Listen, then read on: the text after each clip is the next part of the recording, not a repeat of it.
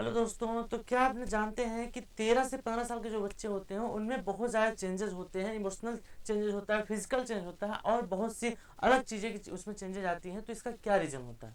अगर आपका as 12 plus है या फिर आप पेरेंट्स हो तो आप दोनों के लिए यह वीडियो बहुत ज़्यादा इन्फॉर्मेटिव होने वाली है, क्योंकि आज की इस वीडियो में हम बात करने वाले हैं हार्मोन्स के बारे में। जो किसी भी बच्चे में जो कि 12 साल 13 साल या उससे ज़्यादा होता है उसमें अलग तरीके के चेंजेस देखने को मिलते हैं, जिससे उसको फेस करना पड़ता है। और इसमें बहुत सारे माइंड स्विंग होता है, उनमें मतलब बहुत सारे स्ट्रेस होता है और बहुत सारी फीलिंग्स इस अलग तरीके की आती हैं। तो उनको सही रास्ते पर चलना चाहिए और इस चीज़ को कैसे वो फेस करें। और ये एक नेचुरल प्रोसेस होता है जो कि सभी में होता है। इस बात को उनको एहसास कराना है। तो अगर आप इस एज में हो तो इस क्लास को देखने के बाद आप हर चीज़ समझ जाओगे। और अगर आप पेरेंट हुए तो अपने बच्चों को आप इस चीज़ को समझा सकते हो, बता सकते हो कि देखो बेटा, ये आपका एक नेचुरल प्रोसेस है, ये सबके साथ होता है, आपके साथ भी हो रहा है। तो आपको बहुत ज़्यादा स्ट्रेस लेने की जरूरत नहीं है।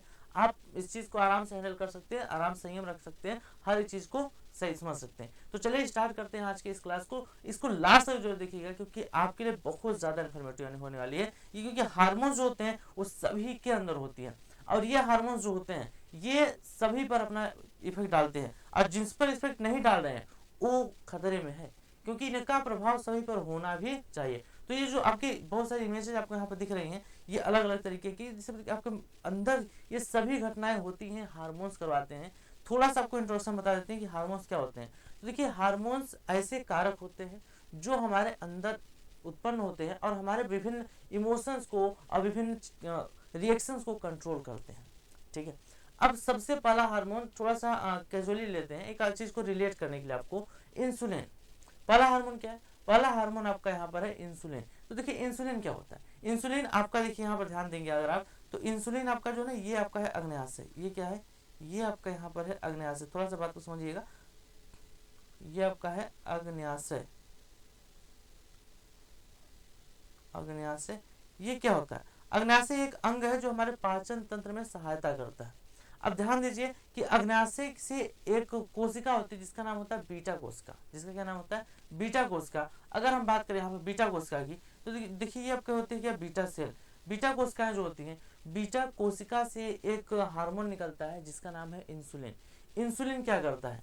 इंसुलिन हमारे ब्लड में ग्लूकोज की मात्रा को नियंत्रित करता है। क्या करता है? ग्लूकोज की मात्रा को नियंत्रित करता है, जिसे बोलते हैं ब्लड शुगर जो होता है उसको मेंटेन करता है। अगर इंसुलिन की कमी हो जाए तो इंसान में ब्लड शुगर ज़्यादा हो जाता है, जिससे उनको एक रोग हो जाता है जिसे बोलते हैं डायबिटीज़।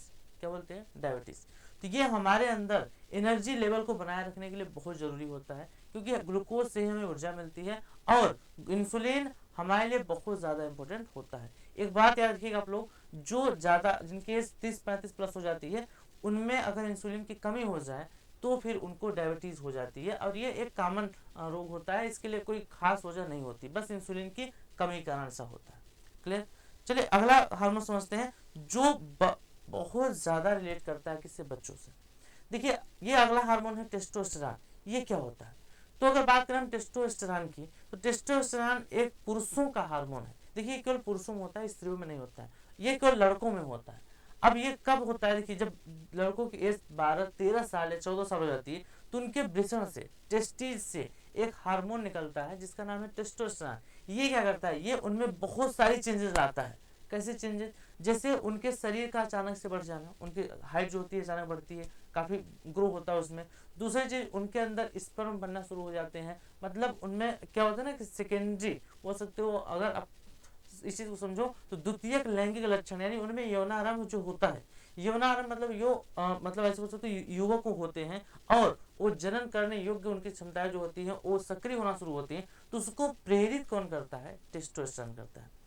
अगर और आगे बात करते हैं तो पुरुषों में पुरुषत्व के पहचान के लिए प्रेरित करता है। दूसरा, हड्डियों को मजबूत करता है, कंधों को चौड़ा करता है और यहाँ पर उनके अंदर सेक्स ड्राइव और स्पर्म प्रोडक्शन जैसी चीज़ों का भी यहाँ पर प्रोसेस शुरू हो जाता है। मतलब स्पर्म बनना उनके अंदर शुरू हो जाते हैं।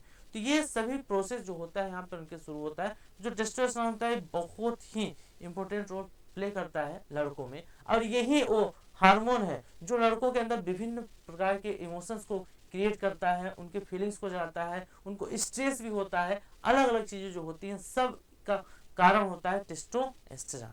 समझ नहीं आ गया आपको? तो देखिए ये एक नेचुरल प्रोसेस होता है, इसमें बच्चों को बहुत ज़्यादा स्ट्रेस नहीं लेना चाहिए, ठीक है, किसी चीज़ में बहुत ज़्यादा नहीं पड़ जाना चाहिए। इस टाइम में ना जो 12 से 13 साल बच्चे होते हैं या फिर उनमें 1 साल 2 साल जब हार्मोन सक्रिय होता है तो उनके अंदर अग्रेशन बहुत ज़्यादा आता है। अग्रेशन मतलब किसी काम को करने के लिए उनके अंदर उत्तेजना बहुत ज़्यादा आ जाती है। जैसे सपोज कीजिए कहीं पर अगर छोटा सा झगड़ा हुआ, तो आपने सुना होगा छोटे बच्चों को, अगर छोटा झगड़ा हुआ तो डायरेक्ट शब्द बोलते हैं क्या, उड़ा दे क्या, मार दे क्या, जान से मार दे क्या, खत्म कर दे क्या, कुछ ऐसे वर्ड्स यूज करते हैं क्योंकि उनके अंदर अग्रेशन उत्तेजना इतनी ज़्यादा होती है वो सोचते हैं हम कुछ भी कर सकते हैं। लेकिन ये नेचुरल प्रोसेस होता है भाई, एक समय बाद वो चीज़ को समझ जाते हैं ये गलत है और वो नहीं करेंगे ऐसा। तो इस बात को अगर आप पेरेंट हैं तो अपने बच्चों को समझाइए कि भाई ये तुम्हारे अंदर जो आ रहा है ना, ये हार्मोन का खेल है। किसका? टेस्टोस्टेरोन का खेल है। ये एक समय बाद तुम समझ जाओगे, उसके बाद तुम ऐसी बातें नहीं करोगे। तो अभी अपने आप पर थोड़ा सा संयम रखो, अपने आप को समझाओ कि भाई ये हार्मोन का जो लोचा है उसको थोड़ा सा मेंटेन करो। आगे बढ़ते हैं। तो दूसरा हार्मोन है एस्ट्रोजन। एस्ट्रोजन क्या होता है आप बोलोगे? एस्ट्रोजन देखिए यह लड़कियों में होता है, एंड जो बच्चियां 12 से 13 साल की हैं उनके अंदर एक अंग होता है अंडाशय। अंडाशय जो होता है ये जनन का पार्ट होता है। अंडाशय से क्या होता है यहाँ पर देखिए, इसका फिगर आप समझ सकते हैं अंडाशय कौन सा पार्ट है। देखिए ये उनका ये फीमेल रिप्रोडक्टिव सिस्टम है, इसमें जो ये वाला संरचना है ये ही अंडाशय है, इसको ओवरी बोलते हैं। इससे एक हार्मोन निकलता है जिसका नाम है एस्ट्रोजन। एस्ट्रोजन क्या करता है? एस्ट्रोजन लड़कियों में यौनारंभ को शुरू कराता है, मतलब उनके अंदर कुछ ऐसे फिजिकल चेंज होते हैं और हार्मोनल चेंज होते हैं जो उनको प्रेरित करता है किसके लिए, मतलब ऐसे बोल सकते हो नेक्स्ट लेवल में जाने के लिए, यौनारंभ शुरू करने के लिए। यानी इस के प्रभाव से क्या होता है, इसके प्रभाव देखिए उनके शरीर का विकास प्रारंभ हो जाता है, मासिक धर्म स्टार्ट हो जाता है, स्तन का विकास होना शुरू हो जाता है, शरीर का विकास होना शुरू हो जाता है। तो ऐसी चीजें जो होती है शुरू होती है किससे? एस्ट्रोजन से। तो एस्ट्रोजन भी एक ऐसा हार्मोन होता है जो लड़कियों में बेसिकली उनको यौनारंभ को स्टार्ट करवाता है। और साथ ही इसमें अगर देखा जाए तो हड्डियों को भी मजबूत थोड़ा करता है, उनकी भी हाइट को बढ़ती है, और साथ ही स्किन में भी क्या होती है यहाँ पर, मतलब उनकी स्किन भी स्मूथ होती चली जाती है, और बोल सकते हो मतलब कि पहले की तुलना में वो अलग होती चली जाती है। तो जो परिवर्तन होता है वो कौन कराता है? एस्ट्रोजन करवाता है। आगे बढ़ते हैं, नेक्स्ट हार्मोन की बात करते हैं। अगला हार्मोन है आपका प्रोजेस्टेरॉन। देखिए प्रोजेस्टेरॉन भी एक ऐसा हार्मोन है जो अगर लड़कियां पहले बच्चियां स्टार्टिंग में, तो ये भी अंडाशय से ही निकलता है। कहाँ से निकलता है? अंडाशय से। देखिए कहाँ से निकलता है? ये अंडाशय से। लेकिन अगर जो औरतें होती हैं उनमें भी प्रोजेस्टेरॉन का मात्रा निकलता है। वो किससे निकलता है? अगर उनको प्रेगनेंसी हो गई है तो प्लेसेंटा नामक एक संरचना बनती है उसमें अंदर गर्भ में, तो प्लेसेंटा से भी प्रोजेस्टेरॉन स्रावित होता है। इसका मुख्य कार्य क्या होता है? अगर गर्भाधारण हुआ है, प्रेगनेंसी हुई है, तो बच्चे को प्रॉपर तरीके से उसमें बनाने के लिए, उसको डेवलपमेंट के लिए सहायता करता है। और अगर गर्भाधारण नहीं हुआ है तो उनके मासिक धर्म को नियमित रूप से चलाए रखने के लिए इसकी जरूरत पड़ती है। और अगर गर्भाधारण हुआ है तो उसमें भ्रूण के विकास के लिए जिम्मेदार होता है। क्लियर? तो ये आपका है प्रोजेस्टेरॉन, ये स्त्रियों में होता है। देखिए प्रोजेस्टेरॉन और एस्ट्रोजन जो दो आपको हार्मोन हमें पता है, एक एस्ट्रोजन और दूसरा प्रोजेस्टेरॉन। दूसरा क्या है? प्रोजेस्टेरॉन। ये दोनों केवल और केवल स्त्रियों में होती हैं, ये पुरुषों में नहीं होता। इसके पहले जो हमने आपको बताया था टेस्टोस्टेरोन, वो केवल पुरुषों में होता है, स्त्रियों में नहीं होता है। आगे बढ़े, चलिए आगे बढ़ते हैं कुछ अन्य तरीके। अच्छा ये एक और हार्मोन है प्रोलैक्टिन हार्मोन। हाँ ये भी समझ लीजिए, ये प्रोलैक्टिन हार्मोन क्या होता है। देखिए प्रोलैक्टिन हार्मोन की अगर बात की जाए तो ये ऐसे हार्मोन होते हैं, इनका नाम मिल्क हार्मोन भी रखा गया है। कौन सा हार्मोन रखा गया? Milk hormone. क्यों? क्योंकि देखिए ये जो प्रोलैक्टिन हार्मोन है यहाँ पर, ये जो प्रोलैक्टिन हार्मोन है ये क्या करता है, यह दुग्ध उत्पादन को बढ़ाता है। मतलब ऐसी औरतें हैं जिनकी प्रेगनेंसी के दौरान उनके बच्चा जन्म हो चुका है, तो बच्चे को पैदा होने के बाद उसको दूध पिलाना चाहिए। तो दूध पिलाने के लिए उनके अंदर दूध बनेगा कैसे? तो दूध को बनने के लिए प्रेरित कौन करता है? वो करता है आपका प्रोलैक्टिन। इसीलिए इसको मिल्क हार्मोन भी कहा जाता है। प्रोलैक्टिन के प्रभाव से ही दुग्ध का निर्माण शुरू होता है। याद रखिएगा इस चीज को, ठीक है। तो ये भी एक हार्मोन है जो बेसिकली स्त्रियों में होता है, उनमें ये प्रसव के बाद होता है। प्रसव में होता है जब बच्चे का जन्म हो जाए उसके बाद ऐसा होता है, ठीक है। इसके पहले ऐसा संभव नहीं। अगले हार्मोन की ओर बढ़ते हैं। देखिए कुछ अब बेसिक्स हार्मोन हैं जो सभी में होते हैं, चाहे बच्चे हों, चाहे बूढ़े हों, चाहे बुजुर्ग हो या यंग हो, सब में ये होते हैं। लेकिन इसके पहले वाले जो हार्मोन्स आपको बताया, ये हार्मोन्स बच्चों में, टीनेजर्स में बहुत ज़्यादा चेंजेस लाते हैं, जिससे उनके अंदर विभिन्न तरीके के इमोशंस क्रिएट होते हैं, अट्रैक्शन भी होता है। इस बेसिकली अट्रैक्शन के लिए जो होता है ना, जिसको आज के दौर में एक नाम दिया गया है लव, कि प्यार हो गया है या प्यार हो जाता है। तो इस पर हम एक अलग सेपरेट वीडियो बनाएंगे कि आखिर प्यार क्या होता है, उसका मतलब क्या होता है, इसको किस तरीके से रिलेट किया गया, इस चीज सभी चीज़ों को हम एक नेक्स्ट वीडियो आपको क्लियर करेंगे, समझाएंगे। सभी बच्चों के लिए यहाँ पर जरूरी हो चीज़ को जानना, क्योंकि अगर आप इस चीज़ को जान जाओगे तो आप फिर ऐसी चीज़ें नहीं करोगे और आप अपने करियर पर ध्यान दे पाओगे, क्योंकि अब आपका करियर स्टार्ट हो रहा है, आपको सामाजिक रूप से अपना स्थायित्व मतलब कि स्थापित करना है। दूसरी बात, आपको करियर भी बनाना है, आगे चलकर किसी न किसी फील्ड में जाकर एक अच्छे सक्सेसफुल इंसान बनना है। तो उसके लिए आप इन चीज़ों से डिस्ट्रैक्ट ना हो, उसके लिए एक बेसिकली अलग से वीडियो हम बनाएंगे, उस चीज़ को देख लीजिएगा। और अगर आप चैनल पहली बार आए हैं तो चैनल को सब्सक्राइब जरूर कर लीजिए, ताकि उस वीडियो को जैसे ही अपलोड किया जाए आप तक नोटिफिकेशन पहुँच जाए। आगे बढ़ते हैं। अगला आपका हार्मोन है थायराइड हार्मोन। देखिए, थायराइड हार्मोन में दो प्रकार के हार्मोन होते हैं, बेसिकली एक होता है T3, एक होता है T4। T3 और T4 हार्मोन क्या होते हैं? ये थायराइड, देखो थायराइड जो हार्मोन है ये आपके एक यहाँ पर ग्रंथि होती है, थायरॉक्सिन ग्रंथि होती है, जो आपके गले में होती है। देखिए ध्यान से देख लीजिए आप लोग इसको, ये कहाँ होती है? ये आपकी होती है, देखिए गले में, ये जो दिख रही है यहाँ पर, ये आपकी है कौन सी? थायराइड ग्रंथि। ये बेसिकली यहाँ गले में होती है थायराइड ग्रंथि। अब थायराइड ग्रंथि से दो प्रकार के हार्मोन निकलते हैं, एक T3, एक T4, या इसको थायरॉक्सिन हार्मोन भी कहा जाता है। इसका बेसिकली कार्य क्या होता है? इसका कार्य होता है मेटाबॉलिज्म को नियंत्रित करना। मेटाबॉलिज्म तो होता है उपापचयी क्रियाएं, जो आपके शरीर में निर्माणकारी विघटनकारी क्रियाएं हो रही हैं उनका नियंत्रण करना होता है। और दूसरी बात, शरीर में ऊर्जा उत्पादन और वजन को संतुलित करने के लिए भी यह जिम्मेदार होती है। तीसरी बात, यह दिल की धड़कन और पाचन तंत्र को भी नियंत्रित करती है। और एक बात ध्यान समझिए, दिल की धड़कन को, पाचन को नियंत्रित करती है, लेकिन अगर आपके शरीर में आयोडीन की कमी हो जाए तो यह हार्मोन नहीं बन पाता है। याद रखिए, इसको बनने के लिए आयोडीन की आवश्यकता पड़ती है। अगर आयोडीन की कमी हो जाए तो थायरॉक्सिन हार्मोन नहीं बन पाता है, जिसकी वजह से जो ये थायराइड ग्रंथि जो होती है, जो यहाँ गले में होती है, ये फूल जाती है। फूल जाती है तो एक रोग हो जाता है, जिसे बोलते हैं यहाँ पर घेंघा रोग। क्या बोलते हैं? घेंघा रोग बोलते हैं। बेसिकली ये स्त्रियों में ज्यादा देखने को मिलता है, पुरुषों में कम देखने को मिलता है, पर ऐसा नहीं कि पुरुषों में नहीं हो सकता, बिल्कुल हो सकता है। स्त्रियों में ज्यादा देखने को मिलता है, पुरुषों में कम देखने को मिलता है। आयोडीन की कमी से होता है। अब बनता किससे है? मतलब इसका नाम क्या होता है? Thyroxine hormone. थायराइड जो ग्रंथि होती है फूल जाती है, उसकी वजह से घेंघा रोग या इसको ग्लैटियर रोग भी कहा जाता है, ये हो जाता है। क्लियर है? इस बात को आप लोग ध्यान दीजिएगा, अच्छे से समझिएगा। आगे बढ़ते हैं। अगला हार्मोन है ग्रोथ हार्मोन। हाँ, ये बहुत सारे बच्चों का, मतलब जो बच्चे मुझे इंटरेक्ट करते हैं, जो हमसे बातें करते हैं, उन्होंने बहुत सारी बार हमसे पूछा है कि सर हमारी हाइट रुक गई है, तो बता दीजिए कि क्या कोई ऐसी चीज है जिससे हमारी मतलब हाइट बढ़ जाए। देखिए, आपके शरीर में नेचुरली एक हार्मोन बनता है। कहाँ से बनता है? याद रखिए, पिट्यूटरी ग्लैंड से बनता है। कहाँ से बनता है? पिट्यूटरी ग्लैंड, यानी पीयूष ग्रंथि से, जो आपकी ब्रेन में होता है, हाइपोथैलेमस के जस्ट नीचे होता है। तो हाइपोथैलेमस जस्ट नीचे आपका होता है, ग्लैंड होती है, छोटी सी ग्लैंड होती है, मास्टर ग्रंथि को कहा जाता है या पीयूष ग्रंथि बोला जाता है। उस ग्रंथि से एक हार्मोन निकलता है जिसका नाम है GH हार्मोन, ग्रोथ हार्मोन। ये ग्रोथ हार्मोन आपके पूरे शरीर के विकास के लिए जिम्मेदार होता है, मतलब आपकी हड्डियों को बढ़ाता है, शरीर को बढ़ाता है, आपके मसल्स को मजबूत करता है, ये ऐसा काम करता है। लेकिन ये बेसिकली हाइट बढ़ाने के लिए एक एज लिमिट तक ही हाइट आपकी बढ़ती है। जैसे अगर बच्चियों बात कीजिए 16 से 18 उनकी मैक्सिमम एज होती है, अगर वो 18 साल के हो गए तो उसके बाद उनकी हाइट नहीं बढ़ेगी नेचुरली। और लड़के हैं तो उनमें 20 साल तक हाइट बढ़ सकती है, उसके बाद उनकी हाइट नहीं बढ़ती है। तो जो GH हार्मोन होता है अपना तरीके से कार्य करता है। और कुछ लोग क्या करते हैं, अपनी हाइट बढ़ाने के लिए कुछ दवाओं का यूज करते हैं मार्केट में। तो याद रखिए, जो मार्केट की दवाएं होती है उनको मत यूज कीजिए। क्यों? इसका रिकमेंड इसलिए नहीं किया जा रहा है क्योंकि वो क्या होते हैं ना, वो आर्टिफिशियल GH हार्मोन होते हैं, जो आपके शरीर पर तो आएंगे। अब उनका प्रभाव कभी कभी होता है कि कुछ अंग पर होता है, कुछ अंगों पर नहीं होता है। तो आपका शरीर का पूरे तरीके से जो होता है वेल मेंटेन जो ग्रोथ होता है वो नहीं हो पाता। अगर कुछ अंगों पर होगा तो वृद्धि कर जाएंगे, जिस अंगों पर नहीं होगा वृद्धि नहीं कर पाएंगे। इस तरीके से आपके शरीर का जो आकार है हो सकता है उसमें कुछ मतलब अनैच्छिक परिवर्तन आ जाए। तो इसलिए उनका प्रयोग बहुत कम कीजिए, या फिर उनके रिजल्ट अगर अच्छा है तभी उनका प्रयोग करिए। क्लियर? आगे बढ़ते हैं अगले हार्मोन की ओर। अगला हार्मोन क्या है सर? अगला हार्मोन है एड्रेनलिन।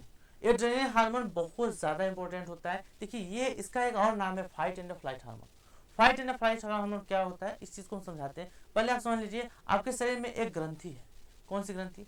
देखिए, ये आपकी है किडनी। ये क्या है? ये आपकी है किडनी। किडनी समझते हैं आप? किडनी मतलब होता है ब्रिक। आप वैसे भी जानते हो कि किडनी ज्यादा लोग समझते हैं, ठीक है? तो किडनी यानी ब्रिक, जो आपके ब्लड को छानता है और छान कर ब्लड को साफ करता है। इस किडनी के जस्ट ऊपर देखिए, आपको यहाँ पर एक संरचना दिख रही है, एक यहाँ पर दिख रही है। ये क्या है? ये आपकी है एड्रेनलिन ग्रंथि, या इसे हिंदी में अधिवृक्क ग्रंथि बोलते हैं। इससे एक हार्मोन निकलता है जिसका नाम होता है एड्रेनलिन हार्मोन।